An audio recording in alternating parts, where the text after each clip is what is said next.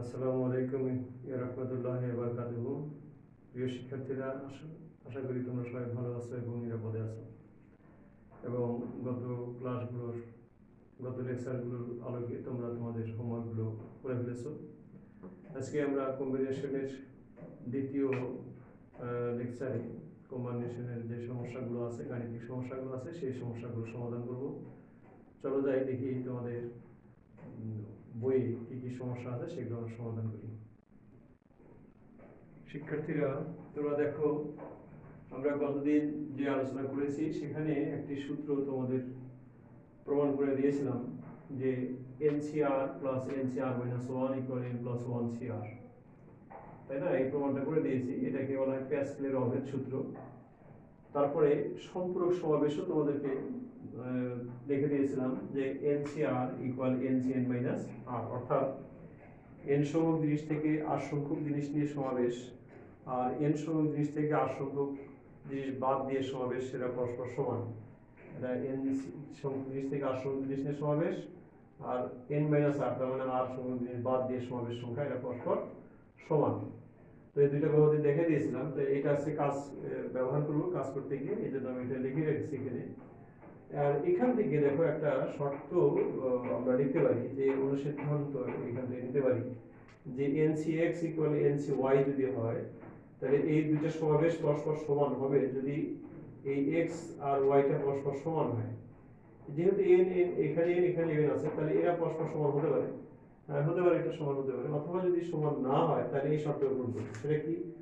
দেখো, NCR equal NCN minus আর, তাহলে এইটার এটা যোগ করলে কি হয় দেখো তো, আর এই দুটো যোগ করলে কি হয়, আর প্লাস এন মাইনাস আর, তাহলে আর আর কাটা যায়, তাই এন, তাহলে এই দুটোর যোগফল এন এর সমান। তার মানে x plus y equal n, যদি x ওয়াইটা পরস্পর সমান না হয়, তাহলে x plus y equal n যদি x ওয়াইটা পরস্পর সমান না হয়, তাহলে এটা হলো সিদ্ধান্ত। এটা আমি আজকে তোমাদেরকে দিয়ে দিলাম। তো এইটা আমরা গতদিন আলোচনা করেছি। এখন আসো, তোমার বইয়ের 5-এর 2 নম্বর অঙ্কটা মান নির্ণয় করতে বলেছে। 5 নম্বরে দুটো অঙ্ক আছে, তার আমি 2 নম্বরটা লিখেছি যে 100C98 এর মান বের করো। তুমি এটা ক্যালকুলেটর চাপলে কিন্তু একবারে বের হয়ে আসবে, এটা কিন্তু বিষয় না। হ্যাঁ, ক্যালকুলেটর দিয়ে চাপলে তোমার মানটা বের করতে পারবা, তুমি লিখতে পারবা, কিন্তু তোমার শিক্ষাটা হবে না। এই শেখার জন্য দেখো, এটা 100C98 থেকে আমরা 100C 100 মাইনাস 98 সম্পূরক সমাবেশের সূত্র ব্যবহার করলাম। যে 98 টাকে আমরা কিসে নিয়ে আসলাম, 2 তে নিয়ে আসলাম, 100C2। তাহলে আমরা এখানে যেহেতু 2 আছে, তাহলে উপরে দুইটা পদে হবে 100 আর 99, নিচে 2 ইনটু 1 হবে, তাই এটাকে শর্ট করলে এটা পাওয়া যায়, তাই না? আচ্ছা, এটা মান পেলা তুমি। এখন 6 নম্বর অঙ্কটাতে দেখো, 6 নম্বরে দেয়া আছে যে NC5 ইকুয়াল NC7 হলে NC11 সমান কত? এই দুটো যদি সমান হয় তাহলে NC11 এর মান বের করতে বলছে। তার মানে তোমাকে এই শর্ত থেকে n এর মানটা বের করে নিতে হবে। দেখো এখানে NC5 NC7, তাহলে এই 5 আর 7 কিন্তু সমান না। এই সূত্রটা খেয়াল করো, NCX ইকুয়াল NCY, তাহলে x আর y যদি অসমান হয় তাহলে x plus y equal n, তার মানে 5 প্লাস 7 ইকুয়াল n, তাহলে 5 প্লাস 7 ইকুয়াল n, তাহলে n এর মান কত হলো 12। এখন তুমি নিশ্চিত বের করতে পারবে NC11, তারপরে 12C11, দ্যাট ইজ 12C1। কেন হলো বলো দেখি? 12C11 তার মানে 12 মাইনাস 11, দ্যাট মিন্স 1, তারপরে 12C1 মানে হলো কি 12। ঠিক আছে না? হ্যাঁ, আমার মনে হয় যে বুঝেছো। ঠিক আছে, তোমরা এবার 10 নম্বর অঙ্কটা খেয়াল করো। আছে np2 ইকুয়াল 3 ইন্টু nc3, এটা যদি হয় তাহলে n এর মানটা কত? তুমি এদিকে খেয়াল করার আগে আমার মনে হয় এখান থেকে তোমাদেরকে যদি একটা প্রশ্ন করি, উত্তরটা তুমি দিতে পারার কথা যে n এর মান সর্বনিম্ন কত হতে পারে। এই যে nc3 আছে আর nc2 আছে, এখান থেকে দেখে বুঝতেছি যে n এর মান কমপক্ষে 3 হবে, 3 এর চাইতে বড় বা 3 হবে, 3 এর চাইতে ছোট হতে পারে না, তাই না? আচ্ছা, ঠিক আছে, এটা আমরা এই মাথায় রাখলাম। এখন দেখো np2 ইকুয়াল লিখতে পারি n into n minus 1 equal to 3, আর nc3 লেখা যায় কি n minus 1 n minus 2 divided by 3 to 1, মানে ফ্যাক্টরিয়াল 3। এখন উভয় পাশ থেকে কি করলাম, n আর n মাইনাস 1টা বাতিল করে দিলাম। কেন করলাম? যে এটা যদি বাতিল না করে এই পাশে নিয়ে এসে কমন নিলে n মাইনাস 1 এটা 0 হবে, তার মানে n এর মান 0 হবে অথবা n এর মান 1 হবে। তাহলে আমরা কিন্তু প্রথমে একটা ডিসিশন নিয়ে নিয়েছি, যে আমার মাথায় ঢুকিয়ে নিয়েছি যে n এর মান 3 এর চাইতে ছোট হতে পারে না। তার মানে n এর মান 0 হবে না, n এর মান 1 হবে না। এই জন্য এটা দ্বারা আমরা উভয় পক্ষকে ভাগ করে দিয়েছি, কারণ কেটে দিয়েছি। তাহলে কাটলে এখানে থাকে 1, এখানে থাকতেছে 3, 3 কাটা যায়, থাকে শুধু n - 2 ডিভাইডেড বাই এই 2। তাহলে 2 টের পাশে নিয়ে আসলাম, 2 = n - 2, দ্যাট ইজ n = 4। কি বুঝেছো না? হ্যাঁ, আমার মনে হয় যে এখন এই অঙ্কগুলো তোমাদের সমস্যা থাকার কথা না। দেখো এবার কোশ্চেন নাম্বার 12, এটা অবশ্য রূপন্তীর কোশ্চেন নাম্বার 1 এর 6, 1 এর 6। এটা দেয়া আছে তোমার NCR অনুপাত NCR প্লাস 1 অনুপাত NCR প্লাস 2 ইকুয়াল 1 অনুপাত 2 অনুপাত 3। এখান থেকে n এবং r এর মানটা তোমাকে বের করতে হবে।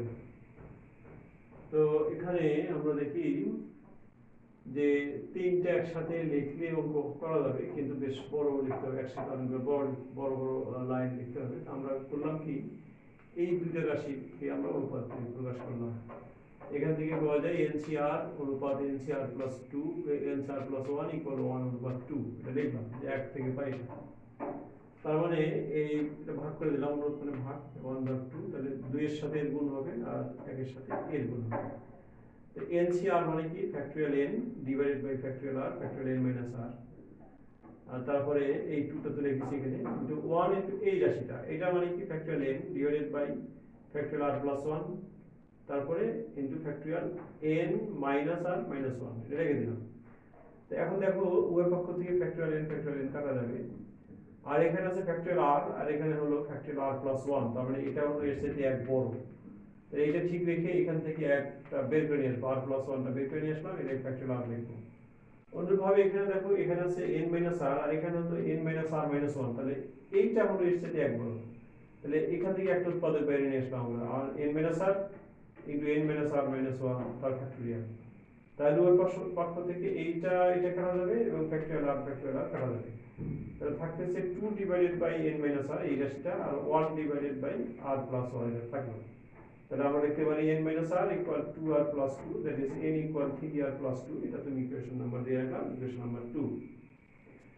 এখন তুমি যদি দ্বিতীয় এবং তৃতীয় রাশি যে দুইটা আছে সেখান থেকে যদি অনুপাতটা নিয়ে নাও, যে আবার 1 থেকে পাই NCR প্লাস 1 অনুপাত NCR প্লাস 2 ইকুয়াল হলো 2:3, এটা লিখি আমরা। সেখান থেকে আমরা কি এটা ভাগটা লিখলাম 2/3, তাহলে 3 সাথে এর গুণ 2 সাথে এর গুণ, এটা একটু দেখে দেখাই দিচ্ছি, এখানে লিখি নাই, এখানে দেখেছি। তার মানে এখন NCR প্লাস 1 ইকুয়াল কি লিখবা তুমি, factorial n divided by factorial r plus 1, factorial n minus r minus 1, তাই না? এটা মাইনাস এটা অনুরূপভাবে 2 into factorial n factorial r plus 2 factorial n minus r minus 2 লিখলাম।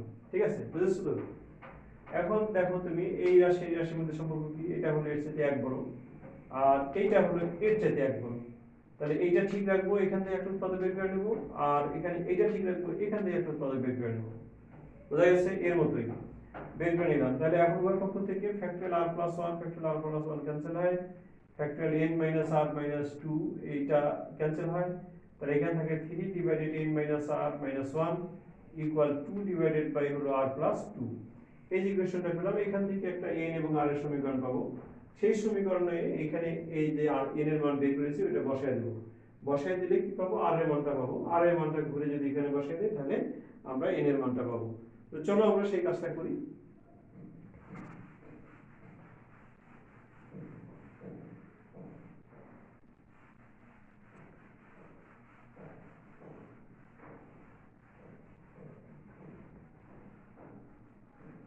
তাহলে আমরা এখান থেকে এর পরের লাইনটা আমরা কি লিখতে পারি, দেখো এর পরের লাইনটা লিখতে পারি, তাহলে এইটা দেই নাকি এই পাশে গুণ করে দেই, 3r যে 3r প্লাস 6, 3r প্লাস 6 এটা কি হবে, 2n equal 2n minus 2r minus 2, ঠিক না?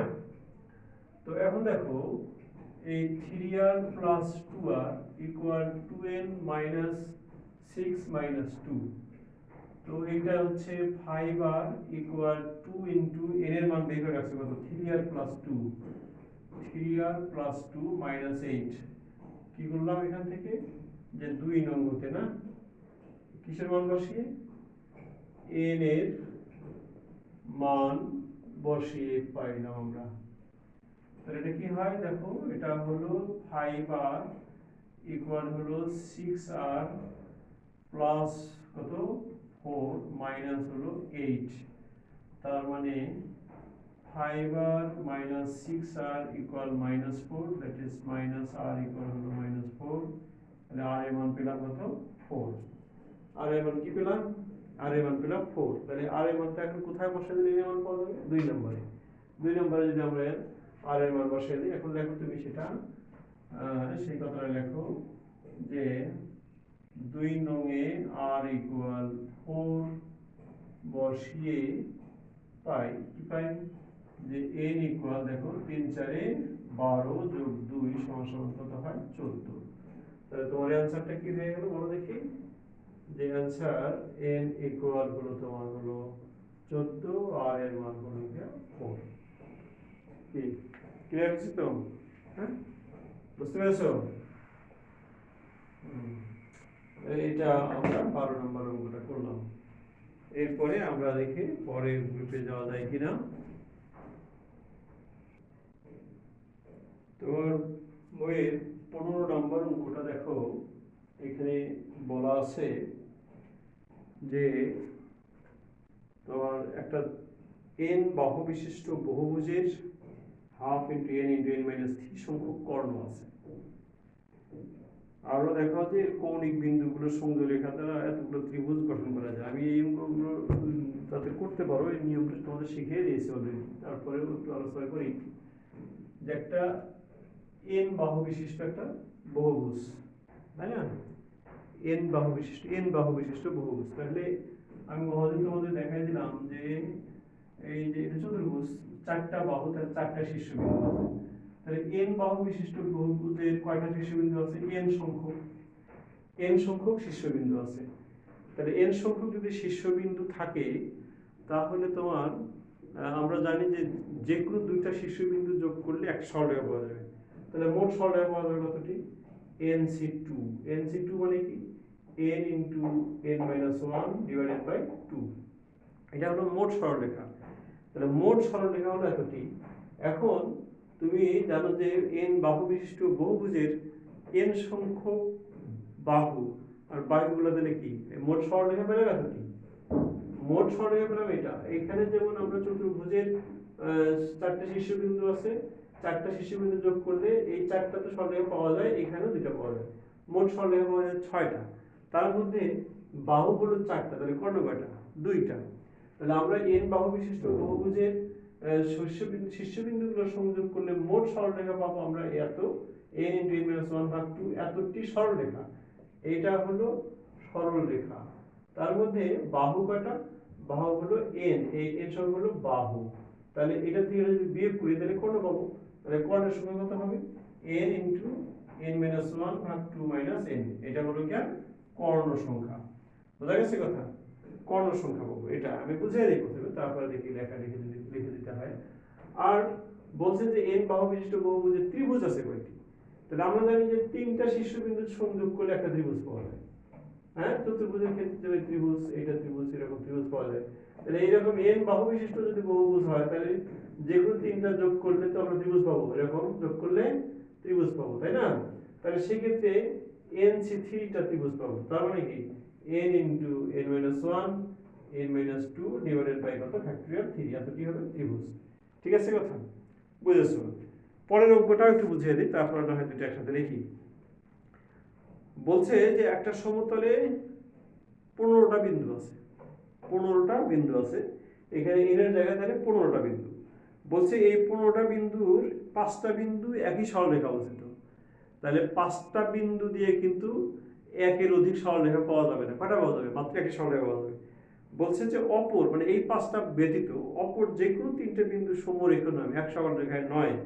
তাহলে বিভিন্ন বিন্দু যোগ করে সরলরেখা পাওয়া যাবে কতগুলো, তাহলে তোমার এখানে মোট বিন্দু আছে 15টা। তাহলে 15টার থেকে যে কোনো দুইটা বিন্দু নিয়ে সরলরেখা পাওয়ার কথা, এটা 15c2, তার মানে হলো 15 ইন্টু 14 ডিভাইডেড বাই ফ্যাক্টরিয়াল 2 মানে 2। তাহলে এটা কত হয়, কাটলে 7, 5 7 35, 3 7 3 10, 105টা সরলরেখা হওয়ার কথা। কিন্তু তোমাকে যে বলে দিয়েছে যে 5টা বিন্দু একই সরলরেখা অবস্থিত, তাহলে 5টা বিন্দু নিয়ে সরলরেখা পাওয়ার কথা ছিল কয়টা? 5C2টা। 5C2 মানে কি? 5 × 4 / 2, তার মানে কাটলে 2 হয়, তার মানে 10টা সরলরেখা পাওয়ার কথা। কিন্তু পাবে কয়টা? মাত্র একটা সরলরেখা পাবা। এই 5টা বিন্দু একই সরলরেখা থাকার কারণে 10টা সরলরেখার পরিবর্তে মাত্র পাবে একটা। তাহলে এই তুমি এখান থেকে তাহলে 105 থেকে 10 বিয়োগ করে দাও আর যোগ করে দাও 1, তাহলে এটা কত হয়? 95, 1 হলো 96। তাহলে মোট সরলরেখা পাওয়া যাবে কয়টা? হ্যাঁ, 96টা।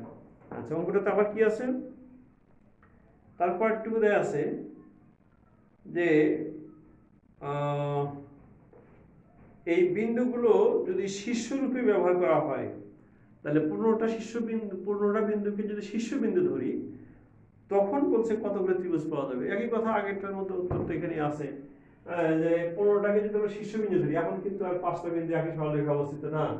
তাহলে 15টা শীর্ষবিন্দু যদি হয় 15C3, তাহলে 15 ইন্টু হলো 14 ইন্টু কত? 13 ডিভাইডেড 3 ইন্টু 2 ইন্টু 1, যা হয় তাই, এটাই উত্তর। হ্যাঁ, আমি কি লিখে দেব? কি বলো তোমরা? কিছুই বলছো না। দেখো, তাহলে 15 নম্বরটা আমি লিখে দিলাম, যা বুঝিয়ে দিচ্ছি তাই লিখেছি, যে n বাহু বিশিষ্ট বহুভুজের n সংখ্যক শীর্ষবিন্দু আছে, যার যে কোনো দুইটি রেখা সংযোগ করলে একটি সরলরেখা পাওয়া যাবে। অর্থাৎ সরলরেখা পাওয়া যাবে NC2 সমান এতটি, যেখানে বাহু হলো NT।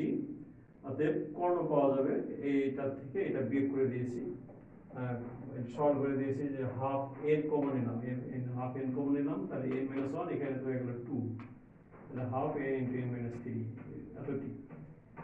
ঠিক আছে না? সরলটা বুঝছো তো? এখানে nটা তো কমন যায়, হাফটা কমন নিয়েছি, কিন্তু এখানে তো হাফ নাই, তার মানে 2 দিয়ে গুণ করতে হবে, 2 দিয়ে। এখন 16 নম্বরটা বলছে যে 15টা বুঝিয়ে দিয়েছি, এটা বুঝিয়ে দিয়েছি তোমাদের, তাই না? যে 15টা বিন্দুর মধ্যে 5টা বিন্দু একই সরলরেখা অবস্থিত, তাহলে মোট কতটি কি পাওয়া যাবে? তোমার সরলরেখা পাওয়া যাবে। তাহলে আমরা কি করেছি? মোট সরলরেখা পাওয়ার কথা হলো 15C2। দেখো, এটা লিখছি যে 15টি বিন্দু যেগুলো দুইটি যোগ করে সরলরেখা পাওয়া যাবে 15C2, 105টি। কিন্তু 5টি বিন্দু একই সরলরেখা থাকায় 5C2 মানে 10টি রেখার পরিবর্তে মাত্র একটি সরলরেখা পাওয়া যায়। অতএব নির্ণয় সরলরেখা 105 থেকে 10 বিয়োগ করলাম, পেলাম মাত্র একটি, সমান হলো 96টি। বুঝিয়ে দিলাম, এখন লিখে দিলাম। এর পরের অংশটা দেখো, যে আমরা জানি যে একই রেখা নয় এমন যে কোনো 3টা বিন্দুর সংযোগে একটি ত্রিভুজ পাওয়া যাবে। তাহলে 15টা বিন্দুর সংযোগে ত্রিভুজ পাওয়া যাবে কতটি? 15C3, তার মানে 455টি ত্রিভুজ পাওয়া যাবে। কিন্তু 5টা বিন্দু একই সরলরেখায় থাকায়, যে কিন্তু 5টি বিন্দু একই রেখায় থাকায় তারা কোনো ত্রিভুজ গঠন করবে না। তাহলে ত্রিভুজ পাওয়া যাবে কয়টা? যে এই 455 থেকে ত্রিভুজ গঠন করার কথা ছিল 5C3, এতটা ত্রিভুজ গঠন করার কথা ছিল, তাহলে একটাও গঠন করবে না, অনেক সাথে আর যোগ করবে না। এখানে যেমন 10 বিয়োগ করে 1 যোগ করে দিয়েছি, কেন? যে একটা এই 5টা বিন্দু, এই যে 5টা বিন্দু নিয়ে একটা রেখা পাওয়া যায়, এখানে এই 5টা বিন্দু কোনো ত্রিভুজ গঠন করবে না। তাহলে 5টা বিন্দু ত্রিভুজ গঠন করবে না, তার মানে পুরোটাই বাদ যাবে। 5C3টা ত্রিভুজ হওয়ার কথা ছিল, 5C3 মানে হলো 10, এটা থেকে বাদ দিলে কত হয়? 455 হয়। তাহলে আমরা মনে হয় যে বুঝাতে পারছি, কি বলো? এখন তোমাদের এই যে এই নিয়মের যে কোনো ধরনের অঙ্ক থাকলে তোমাদের আমার মনে হয় যে পারা উচিত। দেখো, 17 নম্বর অঙ্কটা বলছে যে 4 জন ভদ্র মহিলা সহ 10 ব্যক্তির মধ্য থেকে 5 জনের একটা কমিটি কত রকমে গঠন করা যেতে পারে, যাতে অন্তত পক্ষে একজন ভদ্র মহিলা থাকে। তাহলে প্রশ্নটা কি? যে 4 জন ভদ্র মহিলা সহ 10 ব্যক্তির মধ্য থেকে, মোট লোক আছে 10 জন, তার মধ্যে 4 জন হলো ভদ্র মহিলা, বাকি 6 জন কে সেটা বলা নাই। তাহলে সেখান থেকে তোমাকে 5 জনের একটা কমিটি গঠন করতে হবে, যেখানে বলেছে যে অন্তত পক্ষে একজন ভদ্র মহিলা থাকে। তোমাকে এই কমিটি গঠন করতে গিয়ে তুমি যে বাছাই করবে, এর জন্য প্রথমে তোমাকে নির্বাচন করতে হবে যে কোথা থেকে কয়জন তুমি নেবে, ভদ্র মহিলা কয়জন এবং অন্যান্য সদস্য কয়জন নেবে। দেখো, এই নিয়মে প্রচুর অঙ্ক আছে, এই অঙ্কটা তুমি ভালো করে বোঝার চেষ্টা করো। এইরকম প্রচুর অঙ্ক আছে যেগুলো তোমরা সহজে করতে পারবে। আমরা বললাম কি যে কমিটি গঠনের জন্য সদস্য নির্বাচন হলো নিম্নরূপ, মানে কোন সদস্য কতজন থাকবে। আমরা বললাম যে 4 জন ভদ্র মহিলা হতে নেব আমরা, আর মোট 10 জন ছিল, তার মধ্যে যেহেতু ভদ্র মহিলা 4 জন, তাহলে বাকি 6 জন হলো অন্যান্য সদস্য হতে। তাহলে সদস্য নির্বাচন করব আমরা কেমন, ভদ্র মহিলা থেকে অন্তত একজন নিতে বলেছে, তা আমরা সেই কাজটাই প্রথমে করলাম, যে অন্তত একজন নিয়ে নিলাম, এর চাইতে কম নেওয়ার সুযোগ নাই আমার। তাহলে আমরা 5 সদস্যের কমিটি গঠন করব, অন্তত এখান থেকে যদি একজন নেই তাহলে এখান থেকে নেব আমরা 4 জন, 6 জনের মধ্যে 4 জন নেব। এখান থেকে যদি 2 জন নেই তাহলে এখান থেকে নেব 3 জন, এখান থেকে যদি 3 জন নেই এখান থেকে নেব 2 জন, এখান থেকে যদি 4 জন নেই এখান থেকে নেব 1 জন। এখানে যেহেতু আমার 4 জনের বেশি সদস্য নাই, তাহলে কিন্তু এখানে আর বেশি নেওয়ার সুযোগ নেই। তাহলে 1 2 3 4 আমাদের শেষ হয়ে গেছে। এখন এখানে আর যেহেতু উপায় নেই, তাহলে এদিকেও আর কোনো উপায় নাই। এখন তুমি খেয়াল করো যে এইটার জন্য যখন আমি 4 জন ভদ্র মহিলা থেকে একজন ভদ্র মহিলা বাছাই করবো, সেটা বাছাই করার উপায় কত, 4C1 4C1।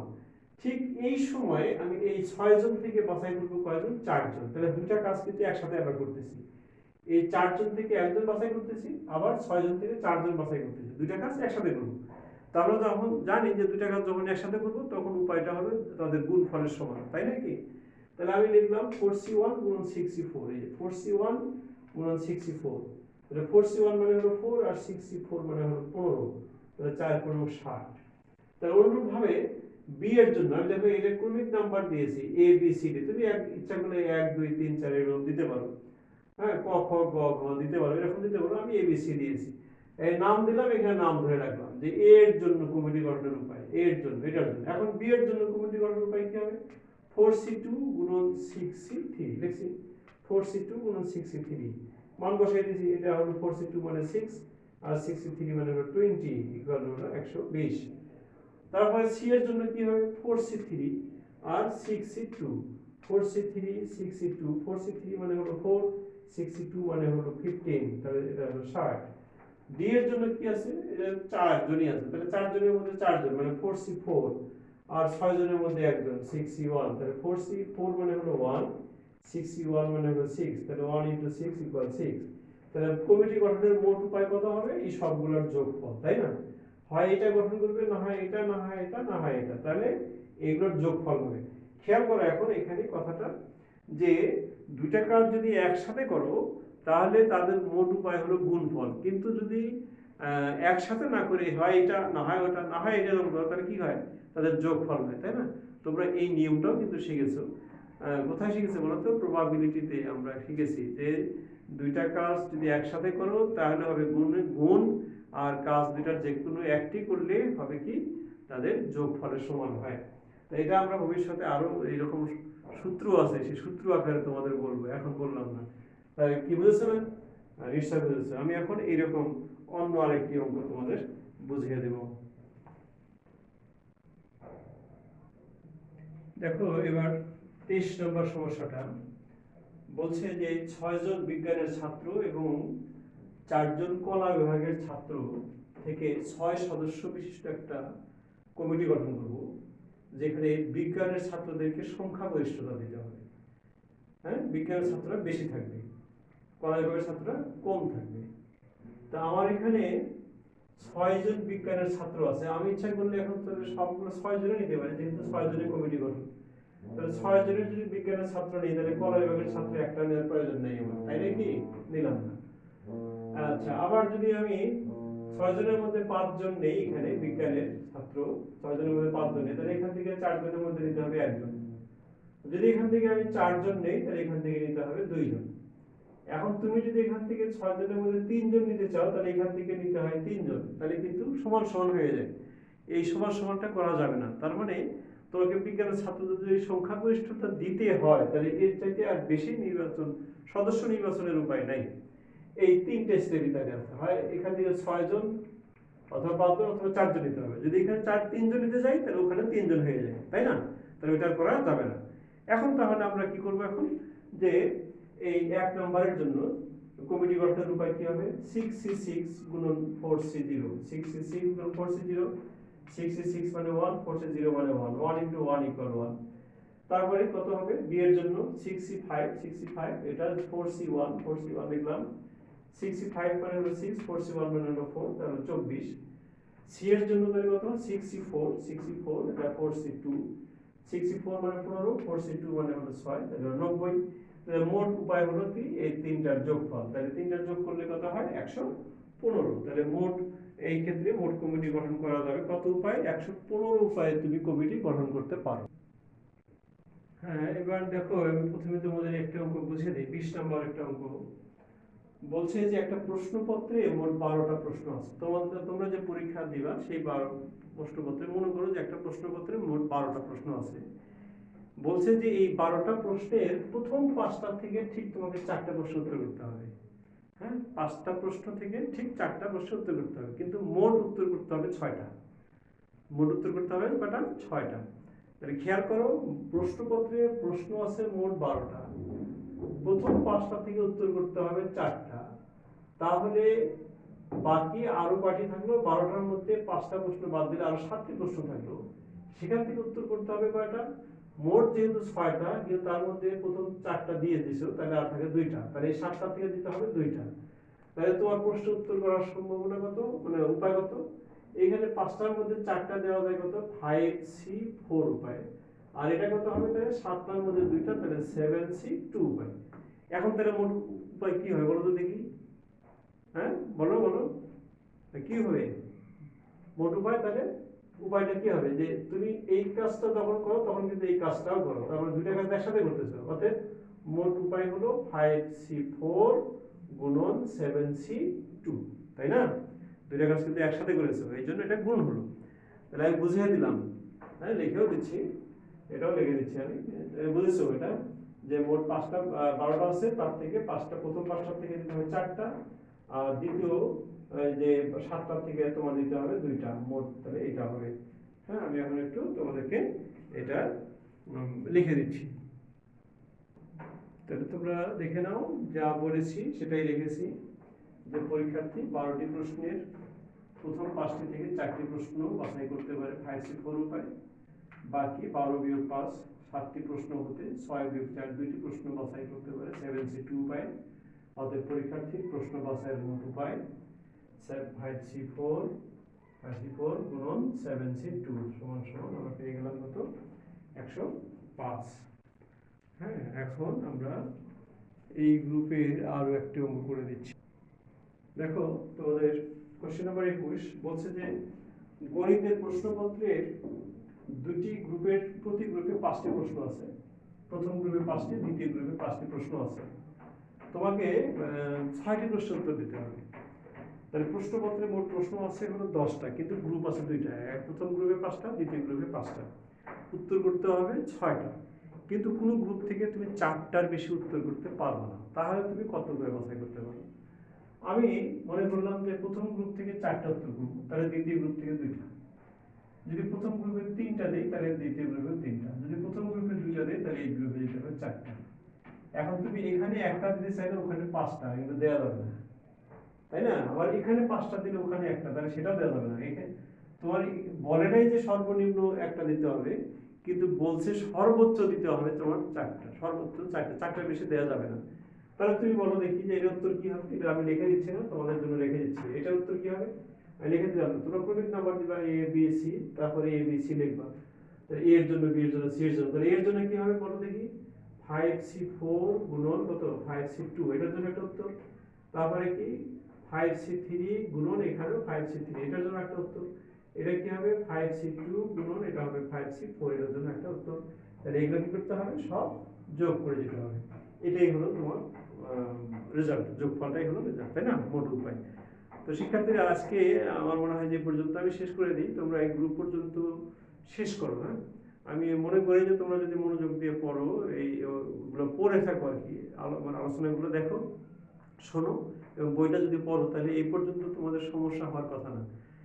শেষ অঙ্কটা হয়তো এই গ্রুপের শেষ অঙ্কটা হলেও হতে পারে, তা আমি বলবো যে তোমরা চেষ্টা করে দেখো, যদি সমস্যা হয় আমি করে দেবো, কিন্তু অধিকাংশ অঙ্কই তোমাদের হয়ে যাওয়ার কথা। তোমরা করো, নেক্সট ডে আমরা পরের গ্রুপে চলে যাবো ইনশাল্লাহ। তা তোমরা সুস্থ থাকো, ভালো থাকো, নিরাপদে থাকো। মাঝে মাঝে হ্যান্ড ওয়াশ দিয়ে হাত পরিষ্কার করো, সাবান পানি দিয়ে হাত ধোও। আল্লাহ হাফেজ।